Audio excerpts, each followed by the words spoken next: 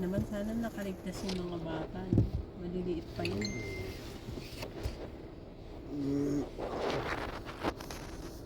Punta kaya tayo sa ospital mo. Pero mababait yun sila, yung mga puti na Mabait yun. nga yan. Nung nakita ko dati nung bagong lipat sila, hi. Pakilala pa siya, I'm your new neighbor. Pero ano lang naman yan. Maliligtas pa yun. No, pagka nawalan ka ng oxygen, yung utak mo nawalan ng oxygen, sa palagay mo makakaligtas ka. Nakita ko talaga may tao dun sa ano, stretcher. Ha? Matanda. Stretcher. Saan? May certain Kanina. time lang na kaya ng ano mo na wala kang May tao sa oxygen. stretcher? Yung stretcher tawag yun, yung parang higaan. Oo. Meron kanina? Hindi ko nakita eh. Sa CP24 ko na nalaman na mayroon pala.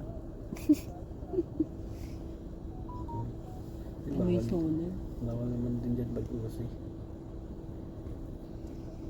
Pilipinas lang naman di sila mapigilan eh. Pilipinas di I know. mapigilan. Hindi na nga nakakadaan yung bombero sa sobrang dami ng tao eh. Kailangan nadidili yung ano eh.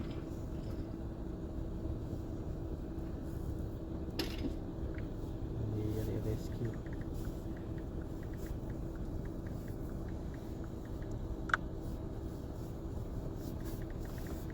Ayun yung stretcher ba yun? Ayun yung hagdan nila.